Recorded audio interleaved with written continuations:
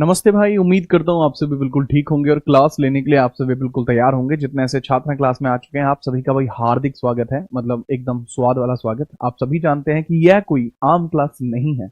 पूछता है भारत में, मैं जीत राणा स्वागत करता हूँ आप सभी का। और इस क्लास को खास बनाने वाले लोग आप ही लोग हैं। और आपको मैं ये बात स्पष्ट तौर पर बता देना चाहूंगा कि आज ये खास क्लास जो हो रही है इसमें आपको पता लगेगा पॉलिटी के बारे में। आप जान पाएंगे कि भारत के अंदर राज्य व्यवस्था होती क्या है और इसके जितने भी एस्पेक्ट होंगे वो हर एक पॉइंट आपको क्लियर हो जाएगा। तो एक बार मैं जानना चाहूंगा कौन कौन बच्चे क्लास में जुड़ चुके हैं। आज संडे है, बट संडे के बावजूद यहाँ पर क्लास में बच्चों को देखकर मुझे काफी अच्छा लग रहा है।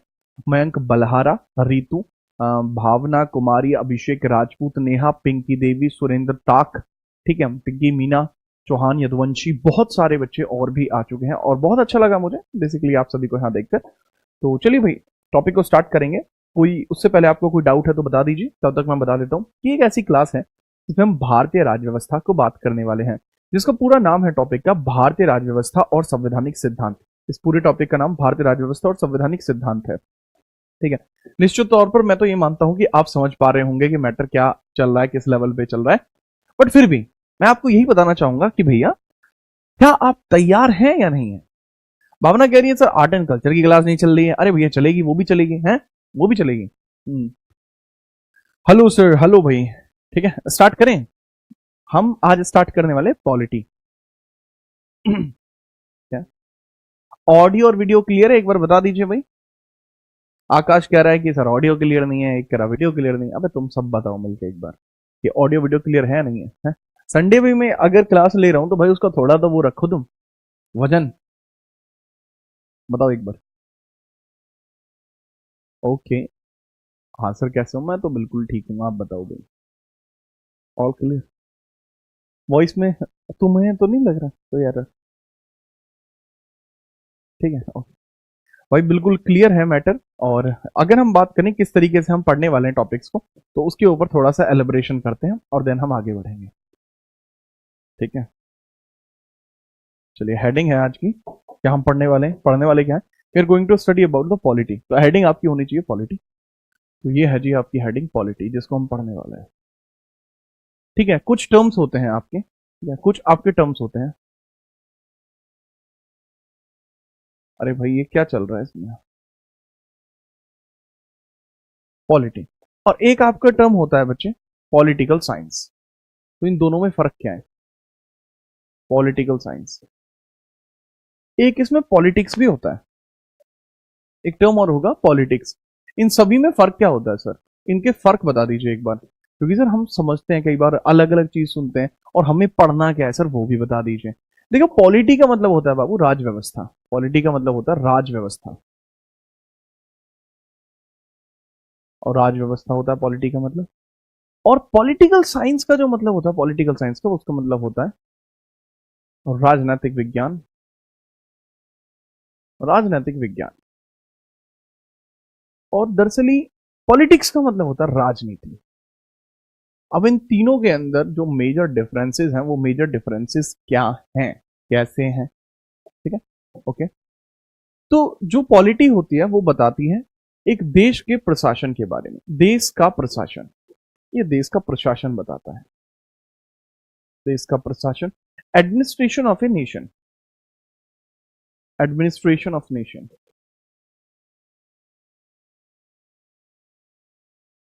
और जो आपको देखने को मिलती है पॉलिटिकल साइंस, ये किस बारे में आपको बताती है? देखो भाई पॉलिटिकल साइंस आपको बताती है हमें क्या, theories of nation administration, theories of nation administration, administration. इसका मतलब है जितने भी ऐसे सिद्धांत हैं जिसके आधार पर एक देश चलता है उसके बारे में हमें पता लगता है। तो इसमें लिखता है या फिर प्रशासन सिद्धांत के, प्रशासन के सिद्धांत। मैं इसका उदाहरण भी लूंगा ताकि आप समझ पाए। राजनीति सिर्फ एक प्रकार होता है, ये राज्य व्यवस्था को कूटनीतिक तरीके से चलाने का एक प्रकार है ना। तो समझिए this is just a policy या फिर this is just a practical form, ठीक है। इसको प्रैक्टिकल फॉर्म बोल सकते हैं, practical form of polity, practical form of polity इसको बोलते हैं। मतलब है क्या दरअसल ये एक तरीके से प्रयोगात्मक आपका कथन है, प्रयोगात्मक प्रयोगात्मक कथन है आपका। और वो किस चीज का? पॉलिटी का। मतलब ये सिर्फ एक विचार है, this is just a thought, यह एक विचार है, यह एक विचार है।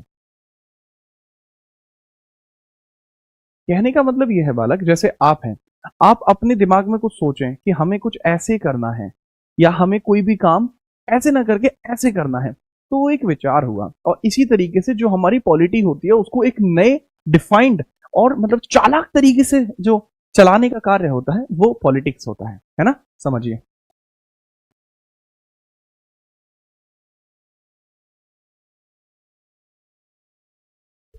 भाई जिसको टेक्निकल इशू आ रही है एक बार क्लास में बाहर जाके वापस आ जाए, क्लास बिल्कुल सही चल रही है, ठीक है? रीशु बेटा आपके लिए बता रहा हूं मैं। ओके, यहां तक पूरा मैटर जो है क्लियर है। ये तो होता है अपना मैटर क्लियर। अब यहां पर सर बात आती है, सर पॉलिटी के बारे में थोड़ा सा कुछ बताइए, पॉलिटिकल साइंस के बारे में थोड़ा कुछ बताइए, कैसे समझे हम इसको? देखो एक तरीके से अगर हम देखें, अगर हम इसकी बात करें पॉलिटिकल साइंस, ये एक लार्ज सब्जेक्ट है, ठीक है? दिस इज मेजर, इन सभी में ये मेजर है, दिस इज मेजर, एक वृहद सब्जेक्ट है, ये एक वृहद वृहद सब्जेक्ट है, आपका मेजर पोर्शन है, ये सबसे बड़ा पोर्शन है। और इसी पॉलिटिकल साइंस का एक हिस्सा, इसका एक हिस्सा जो है ना बाबू, वो आपको देखने को मिलता है पॉलिटी। इसका एक हिस्सा, इसका एक पार्ट, अपार्ट, वो देखने को मिलता है पॉलिटी, यानी राज व्यवस्था, ठीक है? और आसान तरीके से बताता हूं बाबू, है ना? और आसान तरीके से बताता हूं, जैसे आप देखते हो डेमोक्रेसी के प्रभाव, वो आपको यहां देखने को मिलेंगे, डेमोक्रेसी के प्रभाव, ठीक है? वो आपको यहां देखने को मिलेंगे। जबकि डेमोक्रेसी में शासन वो यहां देखने को मिलेगा, डेमोक्रेसी रूल या डेमोक्रेसी, प्रैक्टिकल आपको यहां देखने को मिलेगा, प्रैक्टिकल आपको यहां देखने को मिलेगा। इसका मतलब है लोकतंत्र बोलते हैं बेटा इसको, तो डेमोक्रेसी का मतलब होता है लोकतंत्र। लोकतंत्र के प्रभाव आपको यहां देखने को मिलेंगे, लोकतंत्र के प्रभाव आपको यहां देखने को मिलेंगे। जबकि जबकि लोकतंत्र आपको यहां देखने को मिलेगा, लोकतंत्र आपको यहां देखने को मिलेगा। सर अभी भी समझ में नहीं आया, थोड़ा और बताइए। अच्छा देखो बात को समझो, देश चलता कैसे है वो आपको यहां देखने को मिलेगा। देश कैसे चलता है, देश कैसे चलता है, कैसे चलता है, ठीक है? याद रखना, पॉलिटिकल साइंस में पता लगता है देश को चलाने के सिद्धांत, देश को चलाने के सिद्धांत, देश को चलाने के सिद्धांत, ठीक है? याद रखना, theories to run a nation, theories to run a nation, ठीक है? चलिए अब बात समझिए। देखो अब दिमाग लगाओ थोड़ा सा। मैंने आपको बताया कि मैं, कोई भी एक बच्चा कह रहा है सर सीक्वेंस वाइज कराना आर्टिकल।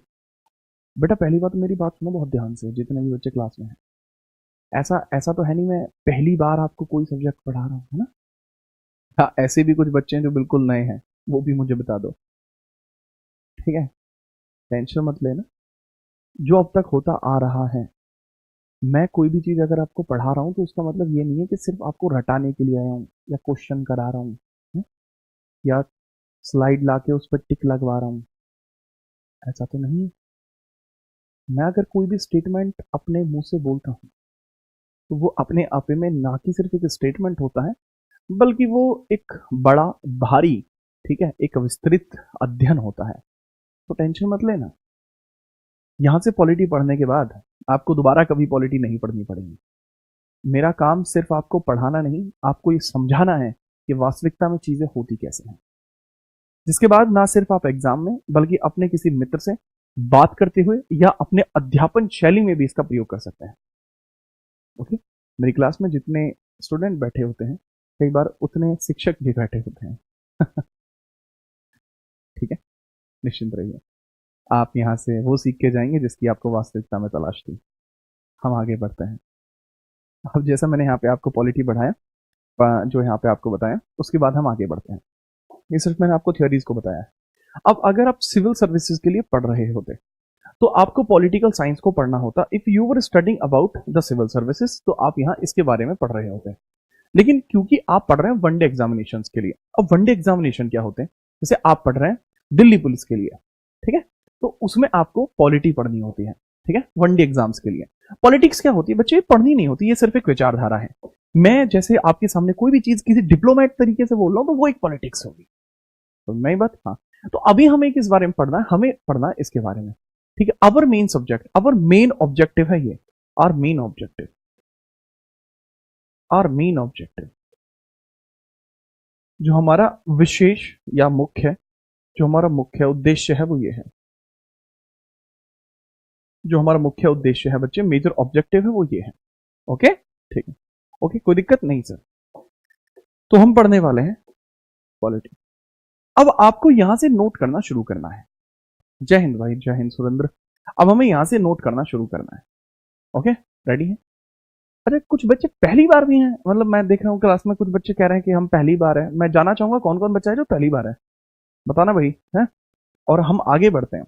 आपको अब यहां से नोट करना शुरू करना होगा, ठीक है। इसी का ना पॉलिटिकल साइंस का एक हिस्सा जो होता है वो पॉलिटी होता है ना। हाँ जी,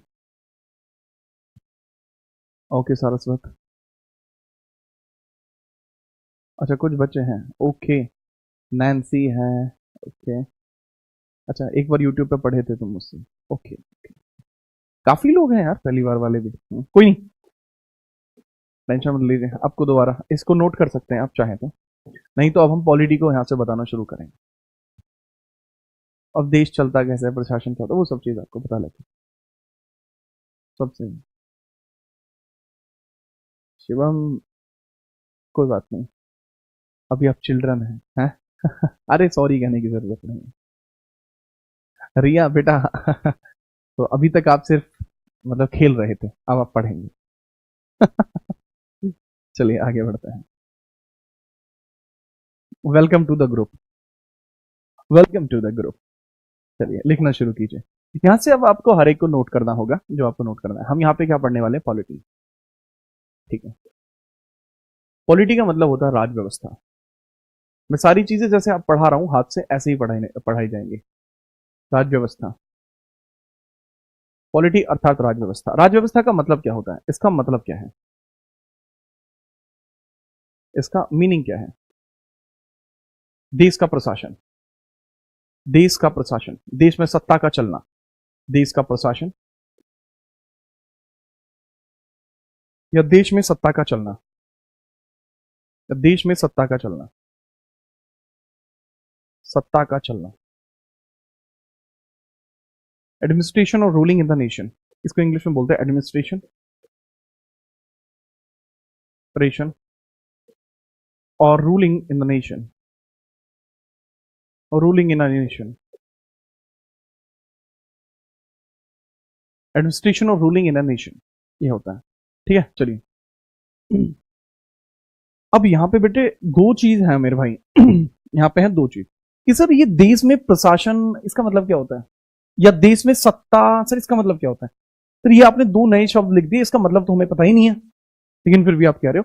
देखो पहली बात, ये दोनों एक ही चीज है। या तो इसकी जगह आप चाहें तो और भी लिख सकते हैं, चाहें तो आप इसकी जगह और भी लिख सकते हैं। मैं लिख ही देता हूं टू बी वेरी ऑनेस्ट। चाहे तो आप इसकी जगह और भी लिख सकते हैं, या तो देश का प्रशासन या देश में सत्ता का चलना। लेकिन इसका मतलब क्या होता है, इसका मतलब ये होता है किसी एक विशेष क्षेत्र में, या फिर इसको देश के प्रशासन को हम तीन हिस्सों में तोड़ सकते हैं। देश के प्रशासन को भाई हम कितने हिस्सों में तोड़ सकते हैं, तीन हिस्सों में तोड़ सकते हैं। इसके तीन हिस्से हो सकते हैं। कहीं पर अगर प्रशासन होता है, ये चीज मैं यहां लिख देता हूं, कहीं भी या किसी क्षेत्र में, किसी भी क्षेत्र में प्रशासन को तीन हिस्सों में तोड़ा जाता है। किसी भी क्षेत्र या राष्ट्र, या राष्ट्र, राष्ट्र में प्रशासन के तीन हिस्से होते हैं। मैं प्रशासन के तीन हिस्से होते हैं, प्रशासन के तीन हिस्से होते हैं, तीन हिस्से, तीन हिस्से होंगे, तीन हिस्से होंगे, ठीक है। Administration has three main factors, administration has three main factors, main factors. अच्छा एक बात बताओ, अगर आप ये बात कहोगे, आप अपने घर के लिए सोचो। लेट्स सपोज कि ये हमारे क्लास में एक बच्चा है जिसका नाम आशा है, ठीक है। आशा खैर क्लास में कमेंट तो बेमतलब में कर रहे हैं, बट फिर भी मान के चलिए आशा है जी। ये है आशा, ये आशा का होम है, आशा होम। अब ये है आशा, लेट सपोज अगर ये कहती हैं कि इनका यहाँ पे रूल चलता है, इनका यहाँ रूल चलता है, अगर इन्होंने कहा कि इनका यहाँ पे रूल चलता है, ये इनका स्टेटमेंट है, तो इस स्टेटमेंट का मतलब क्या है? दूसरी अपनी लक्ष्मी जी हैं, लक्ष्मी पांडे। अगर लक्ष्मी पांडे ये कहती हैं, लक्ष्मी लक्ष्मी ये कहती हैं कि इनका इनके घर पे रूल चलता है, अगर लक्ष्मी ये कह रही है कि इनका प्रशासन इनके घर चलता है, प्रशासन चलता है, इनका प्रशासन चलता है यहाँ पर, पहली बात तो ये इन दोनों ही बातों का मतलब एक होगा, बोथ आर सिमिलर फैक्ट्स, दोनों ही बातों का मतलब एक है। लेकिन इस चीज का मतलब क्या है? या अगर मैं आपसे ये कहने लगूं कि यहां पे मेरा साम्राज्य है, मेरा शासन चलता है, मेरा रूल चलता है, मेरा प्रशासन चलता है, तो इस चीज का मतलब क्या होगा? बताइए, इस चीज का क्या मतलब है?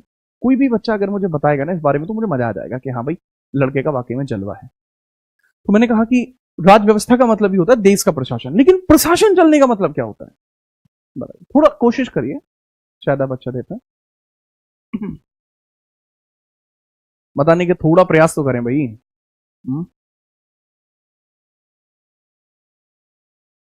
ठीक है, अरे भाई बोलो। राजनीति करना, अबे राजनीति करना नहीं होता, प्रशासन चलने का एक लिमिटेड एरिया में रूल चलना। अबे इसका मतलब क्या होता है बाबू? लिमिटेड एरिया में रूल चलना, इसका क्या मतलब है? इस बात से मेरा क्या तात्पर्य है? देखो, इस बात से मेरा क्या तात्पर्य है आप नहीं बता पा रहे हो, कोई भी नहीं, किसी ने सही आंसर नहीं दिया है। इसका मतलब क्या होता है वो समझो बाबू, ठीक है?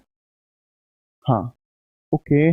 जो भी काम होगा मेरे अंडर होगा, मुस्कान का कहना है कि काम इनके अंडर होगा तो इनका जो है शासन चला नहीं।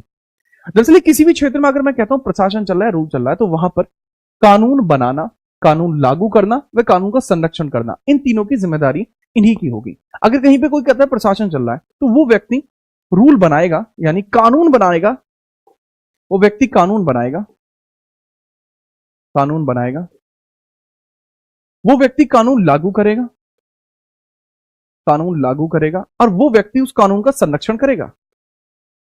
अगर ये तीनों चीजें कहीं पर फॉलो हो रही हैं, अगर ये तीनों ही चीजें कहीं पर फॉलो हो रही हैं, कानून बन पा रहा है, कानून लागू हो रहा है, कानून का संरक्षण हो रहा है, तो इसका मतलब क्या है कि वहां पर इनका रूल चलता है।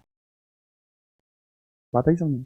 अब जैसे आशा जो है, आशा आशा ने अगर अपने घर पे कहा कि आज मटर पनीर बनेगा, जैसे ही आशा ने कहा, इसका भैया तुरंत भाग कर गया दुकान पे से मटर पनीर ले आया। इसने कहा, इसने कानून बना दिया कि आज मटर पनीर बनाना है, तो इसके भाई ने उसको लागू कर दिया, तुरंत मटर पनीर ले आया। इसकी मम्मी भी इस बात को मान गई कि हाँ, मटर पनीर ही बनाना है, वो शाही पनीर नहीं बनाएंगी, नहीं, मटर पनीर ही बनाएंगी। ठीक है, तो जैसा कहा जाए ऐसा किया जाए, उसको लागू किया जाए और उसके अंदर को बदलाव भी ना किया जाए, तो वो चीज क्या होती है जी? वो होती है रूल चलना। अब भारत जैसे बड़े देश के अंदर प्रशासन का जो चलना होता है, उसको भी तीन कैटेगरी में रखना पड़ेगा, क्योंकि रूल का मतलब ही ये है। ठीक है, याद रखना। ओके, अब क्योंकि भारत एक बड़ा देश है भाई, तो भारत एक बड़ा देश है, तो इसके अंदर भी माहौल को बनाया जाएगा। कैसे? कि यहां पर प्रशासन को तीन हिस्सों में तोड़ा जाता है। अब तीन हिस्सों में पहला हिस्सा कहलाता है कार्यपालिका। पहले हिस्से का नाम होता है कार्यपालिका। कौन सी? कार्यपालिका। दूसरे का होता है विधायिका, और तीसरे का क्या नाम होता है जी? न्यायपालिका। न्यायपालिका। इस प्रकार से तीन हिस्से होते हैं। ठीक है, चलिए। अब इसमें जो पहला है जी, इसको बोलते हैं एग्जीक्यूटिव, इसको बोलते हैं एग्जीक्यूटिव। दूसरा होता है, इसको बोलते हैं लेजिस्लेटिव, लेजिस्लेटिव होता है। एक देश में इनका होना जरूरी है। अगर एक देश में ये नहीं होंगे तो वहां पर कानून व्यवस्था प्रशासन कुछ नहीं चल सकता। इसका मतलब था जुडिशियरी। अब क्योंकि मैंने बताया कि भारत के अंदर क्योंकि हम पॉलिटी जो पढ़ रहे हैं वो क्या पढ़ रहे हैं? हम इंडियन पॉलिटी पढ़ रहे हैं बेसिकली। हम पढ़ रहे हैं इंडियन पॉलिटी। इंडियन पॉलिटी यानी राजव्यवस्था कहाँ की? भारतीय राजव्यवस्था। भारतीय राजव्यवस्था पढ़ रहे हैं। ठीक है, बताइए समझ में? हाँ जी। तो एग्जीक्यूटिव का मतलब क्या होता है? कानून को लागू करना, कानून को लागू करना, को लागू करना। विधायिका का मतलब होता है सर कानून को बनाना, कानून को बनाना। और भाई जुडिशरी का मतलब क्या होता है सर जी? सर कानून का संरक्षण करना, कानून का संरक्षण करना। अच्छा मुझे अब एक बात बताओ कि इसको सर इंग्लिश में कैसे बोलेंगे बेटा? इसका मतलब होता है लॉ इम्पोज, लॉ इम्पोज करना। इसका मतलब होता है लॉ मेकिंग। इसका मतलब होता है लॉ कंजर्वेशन, लॉ कंजर्वेशन। बताइए समझ में। ये होते हैं तीन इसके अंदर हिस्से, ठीक है? चलिए क्लियर, बहुत बढ़िया। अब अगर हमें ये तीनों ही हिस्से पता लग जाते हैं, अब अगर हमें ये तीनों ही हिस्से यहां पर पता लग गए कि हाँ भाई law imposing, law making, law conservation तीनों हिस्से हो पा रहे हैं, तो इसका मतलब हमें पता लग गया कि यहां पे प्रशासन चल रहा है, ठीक है? अब अगला सवाल मेरा आपसे ये है, आप मुझे बताओ कि भारत में कानून बनाता कौन है? आपसे मैंने सवाल पूछा, फटाफट बताओ। जो बच्चे क्लास में हैं फटाफट मुझे बताएंगे कि भारत देश के अंदर कानून कौन बनाता है, ये मैंने आपसे पूछ रहा हूं। फटाफट बताइए, जल्दी बताइए। कृष्णा, सोनू, लक्ष्मी, एकता, मनीषा, बिश्नोई, फटाफट मैंने आपसे ये पूछा है। सुरेंद्र, मुझे बताइए कि भारत में कानून बनाता कौन? आपके हिसाब से आपको क्या लगता है कौन बनाता होगा? अरे मतलब कौन बनाता है ये पूछा है। एक बच्चा कह रहा है सर एमएलए और एमपी बनाते हैं, एक कहता है सर लेजिस्लेटिव बनाती है। अब एक क्रैक, ये तो लिखा ही हुआ है यार, वैसे कौन बनाता है, इसका हिस्सा कौन होता है? अच्छा कुछ बच्चे कह रहे हैं संसद, कुछ कह रहे हैं विधायिका, पुष्कर, कोई बात नहीं। तो कुछ बच्चों का अलग अलग कहना है संविधान में कानून बना हुआ। अरे लो, इन्होंने तो सिस्टम ही हैंग कर दिया। देखो मेरे भाई बात सुनो, भारत में कानून बनाने की जिम्मेदारी अलग अलग हिस्सों में है, कोई एक जना कानून नहीं बनाता। अब यहां पे समझना, भारत के अंदर जो प्रशासन है इसको तीन स्तर पे बांटा गया है। भारत में प्रशासन के तीन स्तर हैं, इसको आप ऐसे लिखेंगे, भारत में प्रशासन के तीन स्तर हैं। भारत में प्रशासन, भारत में प्रशासन के तीन स्तर हैं। भारत में प्रशासन के कितने स्तर हैं? तीन स्तर हैं। India has three level, India has three level rule, India has three level rule, ठीक है? या थ्री लेवल एडमिनिस्ट्रेशन, एडमिनिस्ट्रेशन ट्रेशन। कितने एडमिनिस्ट्रेशन है भैया? तीन लेवल है यहाँ पे, ठीक है? अब तीन लेवल की अगर मैं बात बताऊं कि ये हो गए तीन लेवल। पहला लेवल होता है सेंटर, तिरछी खिंच की लाइन बेटा, हटो बच्चों, तिरछी लाइन नहीं खिंचाएगी क्लास में एक भी आज। हाँ, सबसे पहले आपको देखने को मिलता है सेंटर, फिर आपको देखने को मिलता है स्टेट, और फिर आपको देखने को मिलता है लोकल गवर्नेंस, लोकल गवर्नेंस। इसका मतलब है भारत के अंदर केंद्र सरकार भी कानून बना सकती है, समझ में आई बात? केंद्र सरकार भी भारत में कानून बना सकती है, राज्य भी भारत में कानून बना सकता है, और जो लोकल गवर्नेंस होता है यानी स्थानीय स्वशासन, पंचायती राज, स्थानीय स्वशासन भी भारत में कानून बना सकता है, ठीक है? चलिए ठीक है, बताइए समझ में, बहुत बढ़िया। अब इसमें बेटा मैंने एक बात बताया सर, इसका मतलब आप क्या कहना चाहते हो? लेवल्स अलग बता रहे हो आप, इसके पार्ट्स अलग बता रहे हो, आपका दिमाग में चल गया है क्या? नहीं सर, मेरा दिमाग नहीं चल रहा है बाबू। मैं क्या बता रहा हूं कि जैसे प्रशासन के अपने यहां तीन ये होते हैं, इनको बोलते हैं फैक्टर्स या पार्ट्स। अब ये जो तीन पार्ट्स है ना, इसके तीन लेवल हैं। इसका मतलब है कि सेंटर में भी इस तरीके की तीन बॉडी होंगी, सेंटर में भी इस तरीके की तीन बॉडी होंगी, जिसमें एक एग्जीक्यूटिव होगी, एग्जीक्यूटिव, एक इसमें लेजिस्लेटिव होगी, और लेटिव, लेजिस, इसमें एक लेजिस्लेटिव होगी और एक इसमें जुडिशियरी होगी। अब जैसे यहां पे तीन बॉडी हुई है, ऐसे ही बेटा स्टेट में भी होगी। स्टेट में भी एक आपको एग्जीक्यूटिव देखने को मिलेगी, एक आपको लेजिस्लेटिव और एक आपको जुडिशरी। सेम यहां पर भी आपको एक देखने को मिलेगी एग्जीक्यूटिव, एक आपको एग्जीक्यूटिव देखने को मिलेगी, एक लेजिस्लेटिव देखने को मिलेगी, एक जुडिशरी देखने को मिलेगी। चलिए अच्छा, अब आई समझ, आप ये कहना चाहते हो कि ये तो लेवल है। मैं हाँ, अब इन तीनों में ऐसा होता है। हाँ, मतलब सर आप कह रहे हो भारत के लिए कानून जो है वो केंद्र सरकार भी बनाती है, राज्य सरकार भी? हाँ, अच्छा ठीक है सर। सर एग्जाम्पल से बताओगे? बिल्कुल। अब देखो एक बात समझो, कि भारत में अगर मैं उत्तर प्रदेश का एग्जांपल लूं, यूपी का एग्जांपल लेते हैं, यूपी के अंदर योगी जी भी कानून बनाते हैं, योगी जी भी कानून बनाते हैं और मोदी जी भी कानून बनाते हैं। सब बात तो सही है। और एग्जांपल के जैसे हरियाणा है, हरियाणा के अंदर आप देखो, कई बार आपने देखा भी होगा कि हरियाणा के लिए हमारी जो सेंट्रल गवर्नमेंट है वो भी कानून बनाती है और हरियाणा के अंदर जो अपनी विधानसभा है वो भी अपने कानून बनाती है। ठीक है, अभी सैनी आए हैं वहां पे, ठीक है, जो सैनी है वहां पे, उनके द्वारा भी रूल बनाया जा रहा है ना? हाँ, ओके सर, हमें बात समझ में आई कि इस पे भी एक एग्जीक्यूटिव होगी, एक लेजिस्लेटिव होगी, एक जुडिशरी होगी। अब एक बच्ची है जिसका नाम क्या है, नैन्सी, कह रही है एग्जीक्यूटिव क्या होता है? बेटा एग्जीक्यूटिव कार्यपालिका होती है जिसका मतलब होता है कानून को लागू करना। बात आई समझ में? ये होता है। अच्छा एक बात बताओ, इतना सारा कॉम्प्लेक्सिव स्ट्रक्चर, ये आपको मुश्किल नहीं लग रहा? आप खुद सोचो, इतना सारा एग्जीक्यूटिव स्ट्रक्चर ऐसे रेडी करना, इस हिसाब से रेडी करना, क्या ये मुश्किल नहीं रहा होगा? हलवा थोड़ी है यार ये, इसको क्रिएट करने में टाइम नहीं लगा होगा? यहां से टाइम तो लगा होगा। तो बेटा इतने सारे चीज को, स्ट्रक्चर को रेडी करने में टाइम भी लगा होगा और ये मुश्किल होगा याद करना। हाँ, इस वजह से इस पूरे के पूरे स्ट्रक्चर को एक आधार पर चलाया जाता है। ठीक है, अब वो आधार क्या है? देखो, भारत के अंदर जो राज व्यवस्था है, भारत के अंदर जो बाबू राज व्यवस्था है, उसको एक आधार पर रखा जाता है। वो मैं यहां बताता हूं कि भारत में जितनी भी राज व्यवस्था चलती है वो मैं यहां बताऊंगा।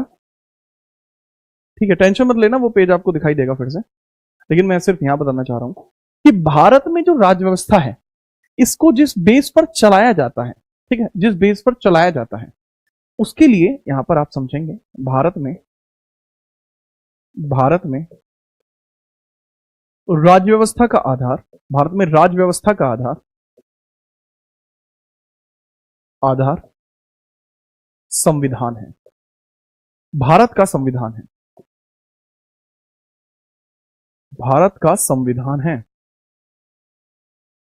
भारत का संविधान है। ये जितनी भी बातें हैं ना, ये हलवा नहीं है, ये सारी बातें संविधान में लिखी हुई हैं।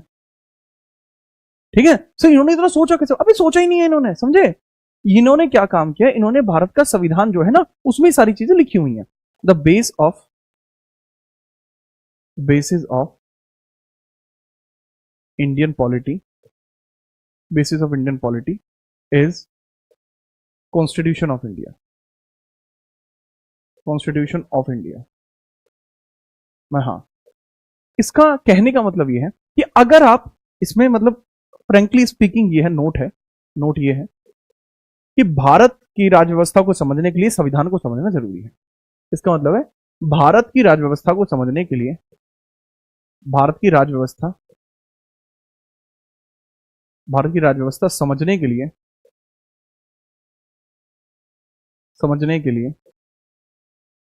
संविधान को समझना होगा, संविधान को समझना होगा, समझना होगा। we need to understand we need to understand we need to understand the constitution if we want to understand the polity. Okay sir, okay, बात आई समझ में? ये चीज बाबू हमें यहां से समझनी होगी और मेरे ख्याल से आपको ये चीज समझने में कोई दिक्कत नहीं। अब बताओ, इसको नोट करना है आपको, फटाफट नोट करें। ये वाली चीज बाबू आपको नोट करनी है, कृपया करके नोट कर लें। और तब तक जो बच्चे हैं वो मुझसे, जो आपके मन में डाउट आ रहे हैं, मन में आपकी जो चुलबुले बनना है, वो आप मुझसे पूछ सकते हैं कि सर ऐसे कैसे हो गया, सर क्या हुआ है, ठीक है, वो आप मुझसे पूछ सकते हैं, बताओ। ठीक है, जानते हैं आप मुझे शुरुआती तौर पर, ठीक है, चिल्ड्रन हैं आप हालांकि, पर मैं आपको जानता हूँ। पूछिए अगर कुछ पूछना है तो। आपके मन में डाउट आ सकते हैं बहुत सारे कि सर कैसे होगा, वो कैसे होगा। ठीक है सर, मेरे पास आपके पुराने वाले नोट्स हैं, क्या वो चल जाएगा? वो सब पे मैं बात कर रहा हूँ। पहले ये बताओ, नोट होते ही बता देना। अरे आज ये मेरा स्टूडियो नहीं है, मेरे घर का स्टूडियो नहीं है ये वाला। कल से जो क्लास होगी वो मेरे घर वाले स्टूडियो में होगी, तो वो साफ है। इसमें आज आज ये आप मैनेज कर लीजिए, कल घर वाले स्टूडियो से लूंगा क्लास। ठीक है,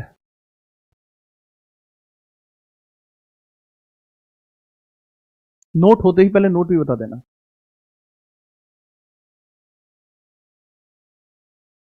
ठीक है,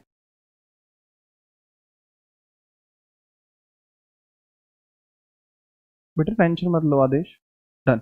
नोट पहले नोट करो, फिर बात करूंगा मैं, भैया नोट करो। नोट कर लिया, सानिया ने कर लिया, विभा ने कर लिया, ठीक। हीना बेटा नोट कर लो, हो गया।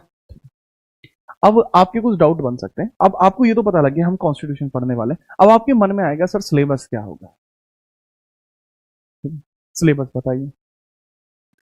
देख भाई, ये तो हो गया आपका सिलेबस। ये वो सिलेबस है जो हम पॉलिटी के अंदर पढ़ते हैं। जब हम इंडियन पॉलिटी पढ़ते हैं ना बाबू, तो ये सारा सिलेबस हमें पढ़ना होता है। जैसे हम जानेंगे कि भारत के संविधान का विकास कैसे हुआ, क्योंकि मैंने बताया अगर इंडियन पॉलिटी पढ़ना चाहते हो तो कॉन्स्टिट्यूशन को पढ़ना ही पड़ेगा। तो उसमें सबसे पहले हम भारत के संविधान का विकास पढ़ते हैं। हम पढ़ते हैं भारत के संविधान का स्वरूप, फिर हम यूनियन टेरिटरी, नागरिकता, मौलिक अधिकार, डीपीएसपी, राष्ट्रपति, उपराष्ट्रपति है, प्रधानमंत्री, है ना, और संसद, न्याय व्यवस्था, शासन, पंचायत, स्थानीय स्वशासन, विशेष प्रावधान, संघ राज्य संबंध, प्रमुख आयोग, आपातकाल, इन सबको पढ़ते हैं। और बताता हूं मैं आपको, जब आप इंडियन पॉलिटी पढ़ते हैं आपको पता लगता है कि भारत का राष्ट्रपति इतना ज्यादा विशालकाय क्यों माना जाता है। आखिरकार क्या शक्तियां हैं भारत के राष्ट्रपति के पास जो संविधान में उसको सबसे विशेष आदमी माना गया है। भारत का प्रधानमंत्री देश विदेश का दौरा कर कैसे पाता है। भारत का सुप्रीम कोर्ट आखिरकार क्यों वो सबसे बड़ा कोर्ट है। भारत में इतनी जटिल व्यवस्था होने के कारण भी चुनाव आसानी से हो कैसे जाते हैं। भारत में चुनाव आयोग का चयन कौन करता है। भारत में आखिरकार आरक्षण क्यों है। आरक्षण को खत्म कर देना चाहिए या आरक्षण को आगे रखा जाएगा, इस पर सरकार के क्या विचार हैं। यूपीएससी होता क्या है, यूपीएससी में हमें क्या कुछ मिल सकता है, या भारत के प्रधानमंत्री बनने के लिए क्या करना पड़ेगा, विधायक और सांसद में फर्क क्या होता है। इन सब के बारे में जो चर्चा होती है वो हमारी भारतीय राज्य व्यवस्था में होती है। और ये जो सिलेबस है ये स्पेशली मेरे हिसाब से डिजाइंड है, तो ये मैंने अपने हिसाब से डिजाइन किया हुआ है। Indian polity by me, this is me Jeet Rana. ठीक है, चलो ओके, चलो चलो चलो। बिल्कुल पांडे जी, अगर मैं अयोध्या आऊंगा मैं आपको जरूर बताऊंगा। ठीक है तो आपको बात आई समझ में। हाँ चलो शेखावत साहब, अब यहाँ पे अपने ना थोड़े से डाउट आपके मन में हो सकते हैं। यार ब्लैक कलर तो यहाँ पे कुछ ज्यादा ही ऑड लग रहा है। ये हम बात कर सकते हैं, आपके कुछ डाउट हो सकते हैं, उन डाउटों का मैं फटाफट से आंसर कर देता हूँ। जैसे पहला, ठीक है चलो, पहला डाउट आपके मन में ये हो सकता है कि सर टोटल क्लास कितनी होंगी।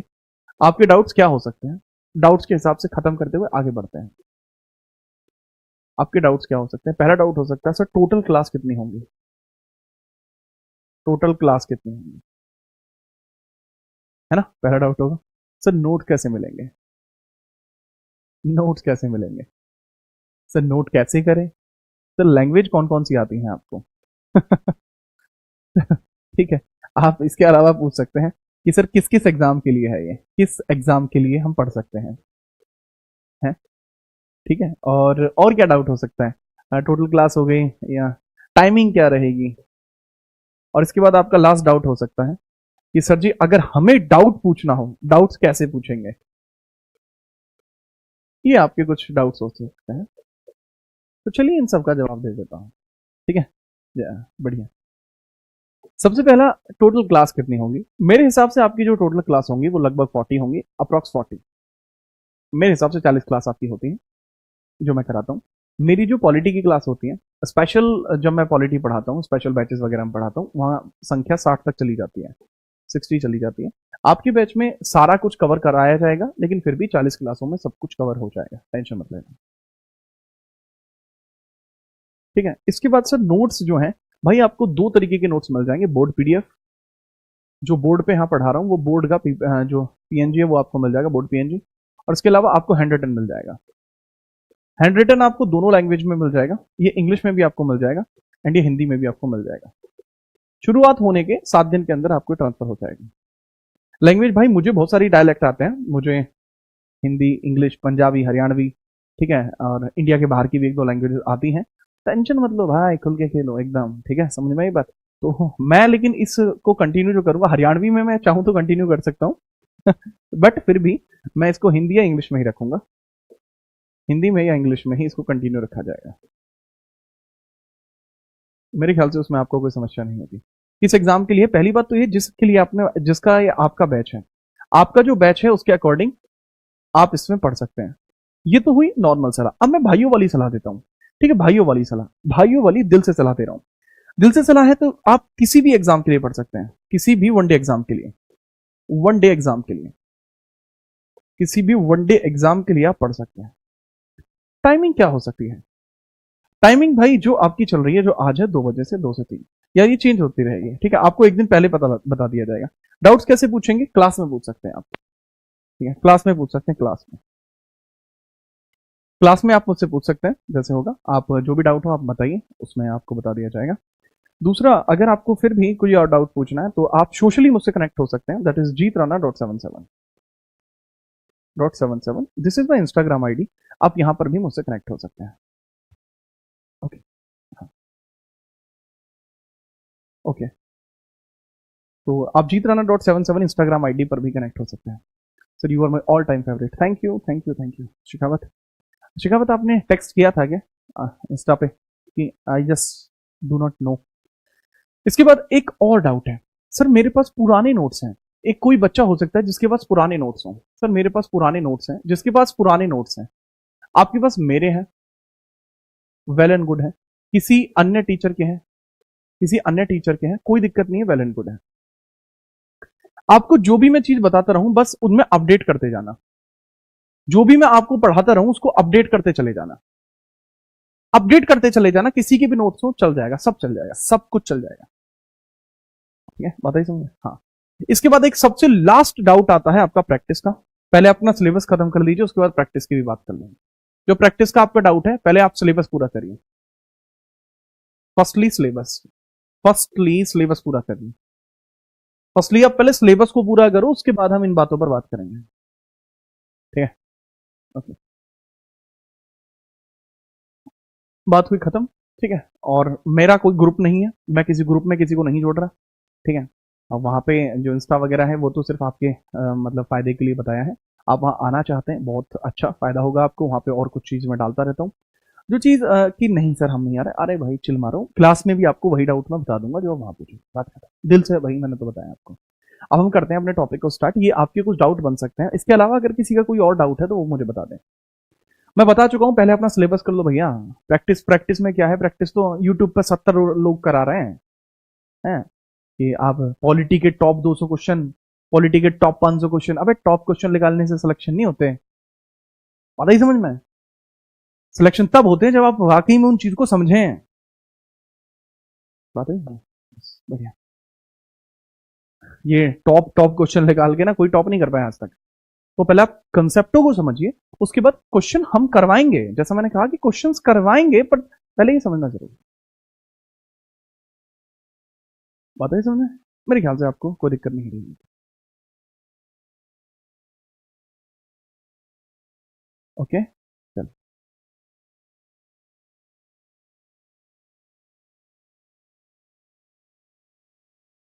ओके, दैट्स परफेक्ट मोनिका जी। आगे बढ़ो बाबू। अब हम यहाँ से अपने टॉपिक को स्टार्ट करें। We are starting the topic. यहाँ से अब ये जो स्लाइड है ये डाउट स्लाइड है, तो इसको मैं यहाँ से हटा दे रहा हूँ। अब यहाँ पे मैंने बताया था भाई कि अगर आप भारत में इंडियन पॉलिटी को समझना चाहते हैं तो आपको पहले आपको कॉन्स्टिट्यूशन समझना होगा। तो अब कॉन्स्टिट्यूशन को समझ रहे हैं, ठीक है? चलो, तो हेडिंग डाल लीजिए। पहली यूनिट है हमारी भारत के संविधान का विकास। यूनिट 1 है हमारी जो हम पढ़ने वाले हैं, यूनिट 1, जिसका मतलब है भारत के संविधान का इतिहास।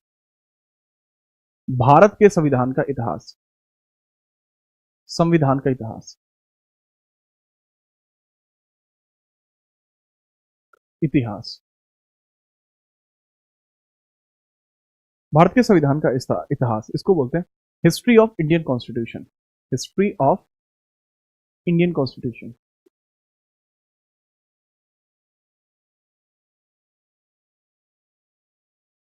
ठीक है, history of Indian constitution. Okay, अब sir history of Indian constitution में क्या है, क्या पढ़ना है हमें? देखो मैं बताता हूँ कि भारत के, अब देखो बहुत ध्यान से मेरी बात को समझना, बड़े प्यार से आपको एक बात बता रहा हूँ कि भारत के संविधान की हिस्ट्री कैसी रही है ना? ये नोट करना है आपको। हम्म। तो ये आपको समझना है कि भारत में संविधान का विकास, भारत में संविधान का विकास विकास, ईस्ट इंडिया कंपनी तथा ईस्ट इंडिया कंपनी तथा ईस्ट इंडिया कंपनी तथा ब्रिटिश सरकार या ब्रिटिश गवर्नमेंट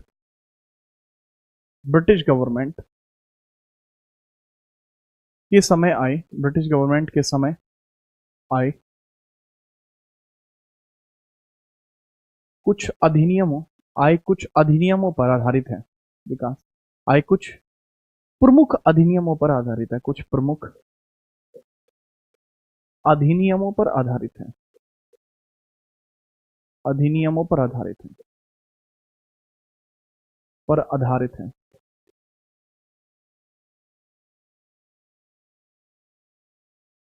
ठीक है, याद रखना। को इंग्लिश में कैसे लिखेंगे? इंग्लिश में कैसे लिखेंगे? Development of constitution, development of constitution, of constitution based on acts, based on acts came to India during tenure of EIC and British government, EIC and British government, British government। बात खत्म? ठीक है, चलिए। यहां पे इस तरीके की बातें मैंने आपको बताई, लेकिन बात सारी है कि सर अधिनियम क्या होता है? What is this act? Act या अधिनियम होता क्या है? क्या है ये एक्ट या क्या है ये अधिनियम? सर ये एक प्रकार के कानून होते हैं, समझे या नहीं समझे? ये एक प्रकार के कानून होते हैं। These are kind of laws. ये है कानून होते हैं, यह कानून होते हैं, ये कानून होते हैं। These are written laws. ये लिखित कानून होते हैं, वो भी लिखित। कैसे कानून होते हैं? ये लिखित कानून होते हैं, लिखित कानून, लिखित कानून है, या लिखित कानून है, लिखित कानून है। These are written laws. क्या है जी? ये रिटन लॉज है, रिटन लॉज है।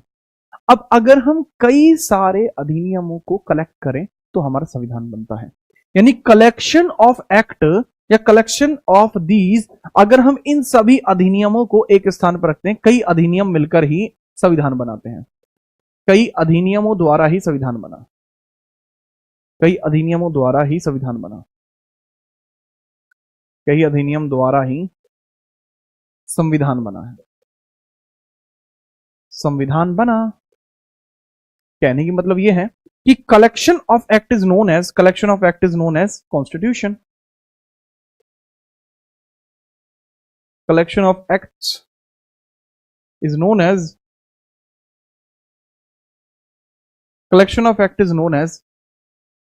कॉन्स्टिट्यूशन। ठीक है सर, कि बहुत सारे एक्टों का अगर कलेक्शन होगा तो कॉन्स्टिट्यूशन बन जाएगा। ठीक है, ओके सर, समझ में आई। अच्छा, एक बात समझना बाबू, जो चीज मैं आपको यहां बताना चाहता हूं भारत के संविधान के बारे में, ये बात है कि देखो भारत का जो संविधान है, जब इसको अपन क्रिएट करेंगे, इसको समझाने की कोशिश करेंगे, तो बहुत सारी बात आपके सामने आएंगी। सर क्यों आए ये एक्ट? क्यों आए ये एक्ट? क्या जरूरत थी इन एक्टों को आने की? नहीं आते। क्या देश नहीं चल रहा था? इनसे पहले नहीं चल रहा था क्या? क्या ईस्ट इंडिया कंपनी से पहले देश चलता ही नहीं था? देखो बात को समझो, क्यों आए एक्ट। दरअसल जब भारत के अंदर शुरुआती तौर पर राजा हुआ करते थे, जब राजा महाराजा हुआ करते थे, तो उन्होंने जो कह दिया वही कानून, वही नियम, वो मानना होगा, नहीं तो हत्या कर दी जाएगी तुम्हारी, फांसी की सजा, ठीक है, कुत्ते छुड़वा देंगे। वो पहले होता था। लेकिन अब जैसे ईस्ट इंडिया कंपनी भारत में आई, तो ब्रिटेन गवर्नमेंट ने कहा कि जब हम दूसरे देश में जाएंगे तो वहां पे हम नियम व कानूनों के अनुसार प्रशासन करेंगे। ठीक है, चलो, तो सारी बड़ी बात यहीं पे आके खत्म होती है। तो अब मैं आपको यही बताना चाह रहा हूं कि ये वाला पॉइंट जैसे आपको लिख रहा हूं ऐसे लिखना। अब मॉडर्न हिस्ट्री पढ़ते ही हैं मुझसे, तो मॉडर्न हिस्ट्री में आपने मुझसे पढ़ा होगा कि भैया भारत के अंदर जो ईस्ट इंडिया कंपनी ने अपना दबदबा कायम किया था प्रशासनिक तौर पर, वो 1765 की इलाहाबाद की संधि के बाद किया। मैं यहां पे एक चीज लिख रहा हूं, कृपया करके जू की त्यों लिख लेना। ज्यादा वो मत करना, हाँ हाँ मजे नहीं ज्यादा। तो अब मैंने बताया कि भारत में ईस्ट इंडिया कंपनी का प्रशासन, ईस्ट इंडिया कंपनी का प्रशासन, ईस्ट इंडिया कंपनी का प्रशासन 1765 की इलाहाबाद संधि के बाद प्रारंभ हुआ। प्रशासन 1765 इलाहाबाद संधि के बाद, इलाहाबाद संधि के बाद शुरू हुआ, इलाहाबाद संधि के बाद प्रारंभ हुआ। ठीक है, इलाहाबाद संधि के बाद प्रारंभ, बाद शुरू हुआ। Administration started in India of east India company after 1765 treaty of Allahabad. ठीक है, जी हाँ, तो आप लिखेंगे administration station of east India company started after treaty of Allahabad, treaty of Allahabad, after treaty of Allahabad ये चीज यहां पे शुरू हो रही है। ओके, तो यहां पे मैंने आपको एक स्ट्रक्चर बताने की कोशिश करूंगा कि भाई 1765 से लेकर 1765 से लेकर और 1858 के बीच में, इस बीच में किया है कंपनी ने प्रशासन किया है। यह कहलाता है कंपनी का प्रशासन, कंपनी प्रशासन है, इसको बोलते हैं कंपनी रूल, इसको बोला जाता है बाबू कंपनी रूल। ठीक है, अब इसके बाद 1858 से लेकर और 1947 तक इसको कहा जाता है ब्रिटिश क्राउन रूल, इसको हम बोलते हैं ब्रिटिश क्राउन रूल, इसको बोलते हैं ब्रिटिश प्रशासन, ब्रिटिश क्राउन रूल, इसको बोलते हैं British crown rule, British crown rule, इसको बोलते हैं बाबू ब्रिटिश क्राउन रूल। अब इन दोनों ही समय में हमें बहुत सारे अधिनियम देखने को मिले हैं, इन दोनों ही समय में हमें बहुत सारे अधिनियम देखने को मिले हैं जिसके आधार पर भारत का संविधान बना, उनके बारे में अब हम चर्चा करते हैं। पहले ये बताइए यहां तक क्लियर है मैटर? जो पूछा है पहले इतना बताओ फटाफट से। नोट हो गया है? नोट करो फटाफट इसको, बाकी गाना सुनना हो तो बताओ है? चलिए, हाँ हाँ अब बता सकते हैं। मनु मुड़ दे नु पिंड मुड़ लैन दे नी उत्थे कम पाई नहीं बड़े हैं। ठीक है बताओ। आज यार वो सारे बच्चे नहीं आए, कहाँ हैं आज सारे बच्चे? भोजपुरी, अरे मुझे आता नहीं ना भोजपुरी।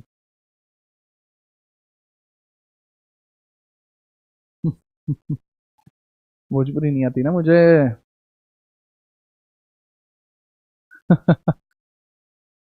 अच्छा छुट्टी पे हैं सारे, अच्छा। अच्छा ये आपने नोट कर लिया?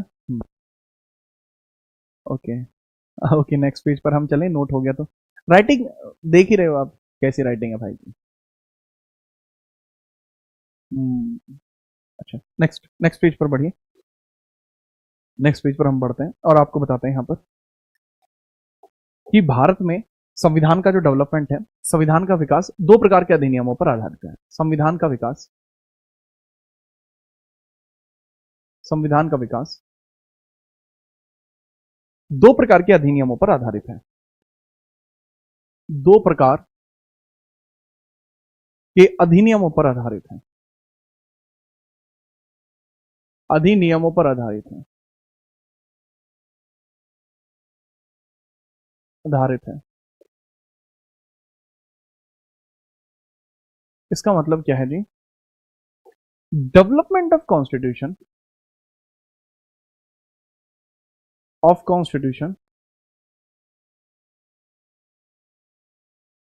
Based on two types of acts. अब ये दो प्रकार के अधिनियम कौन कौन से हैं, इनको कहा जाता है company act and crown act. इन दोनों अधिनियम को कहा जाता है company act and crown act. एक को कहा जाता है बाबू कंपनी एक्ट और दूसरे को कहा जाता है क्राउन एक्ट। एक को कहते हैं कंपनी एक्ट, कंपनी अधिनियम,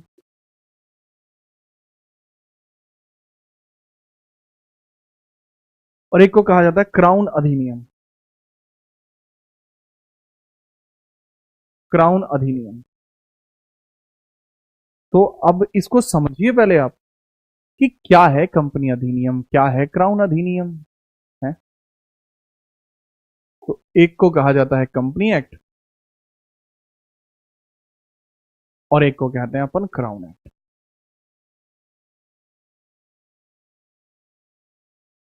है ना। ठीक है। अब इसमें जैसा मैंने बताया, कंपनी एक्ट जो होते हैं वो एक्ट हैं जो 1765 से लेकर और 1858 के बीच में भारत में आए, या 1857 के बीच में भारत में आए, क्योंकि 1858 के बाद जितने भी एक्ट आए हैं वो सारे क्राउन है। 58 से लेकर 1947 के बीच में जितने भी वो सारे क्राउन है।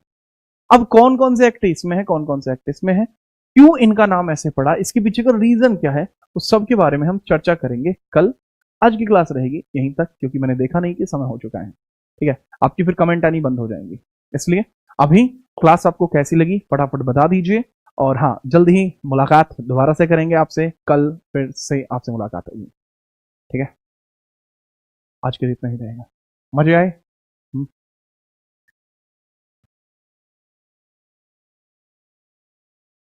ठीक है। हाँ, ये कोई आम पॉलिटी नहीं है बेटा। ठीक है, this is not an ordinary polity, this is polity by Jeet Rana. ठीक है, चलिए। हाँ जी, हाँ, राणा को हाँ नहीं, राणा को जी कहते हैं, बिल्कुल। ठीक है, थैंक यू, बहुत बहुत आभार आपका।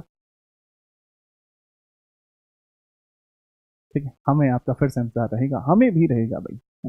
ठीक है। चलो, अब कल मिलते हैं आपसे, तब तक के लिए सावधान रहिए, सुरक्षित रहिए, और इसी प्रकार से मिलते रहेंगे। तब तक के लिए जय हिंद, वंदे मातरम।